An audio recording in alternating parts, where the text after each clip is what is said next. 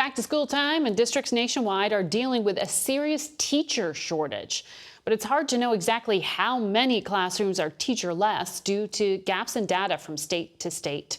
Alberto Carvalho is the superintendent of the second largest school district in the country, Los Angeles, and he joins us this morning. Good morning to you. The Bureau of Labor Statistics says there are 300,000 fewer public school teachers than there were before the pandemic. These were numbers current in June. Do you know why so many teachers are leaving the classroom? Well, good morning. Number one, I believe we do. Number one, there are economic conditions that have made it difficult for teachers to be recruited into the classroom. Insufficient pay, critical hardship. The pandemic did not help. Certainly the over 2 years that teachers endured during virtual learning and then back to school with extreme conditions faced by many certainly had a chilling effect on many. And as a result of that, a disproportionate number of teachers across the country decided to retire before accruing full benefits. That's truly unprecedented in America's history. Well, a member of your staff told us that out in LA, to mitigate the shortage, you're giving out incentives, grants, but also something called alternative certification programs where teachers can go into the classroom before they've fully completed their own credentialing and their field work. You've also hired instructors on provision and intern permits. That sounds like you're lowering standards. We're really not. I mean, these are fully credentialed individuals. They have a bachelor's or a master's degree. They may not yet have the state certification, but they have the course content already done. They may be missing a specific exam. But look, we are, for the very first time in over a decade, fully staffed going into August 15th, the very first day of school.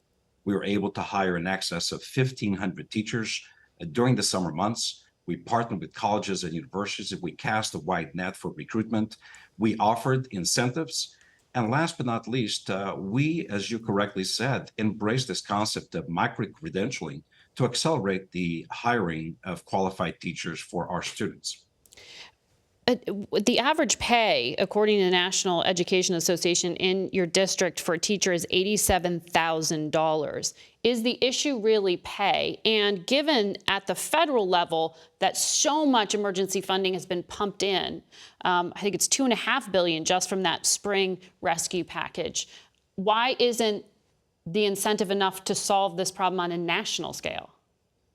Well, number one, the incentives are positive. However, you need to have a pipeline of eligible candidates to fill these positions.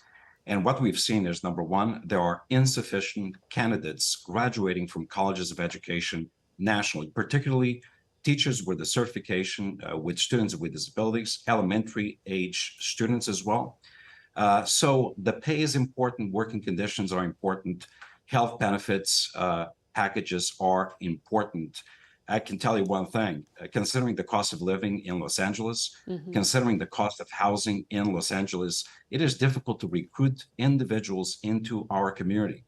Nonetheless, for the very first time in over a decade, every single student in every single classroom in Los Angeles Unified will have a credentialed teacher on day one. That's truly stunning. About 10 to 20,000 students, you've said, are not enrolled in school or have stopped attending. Where are these kids going? Well, that's been the question that the country has been asking. We know as a result of the pandemic, many parents decided not to enroll kids, particularly youngest kids, kindergarten and pre-K kids in schools.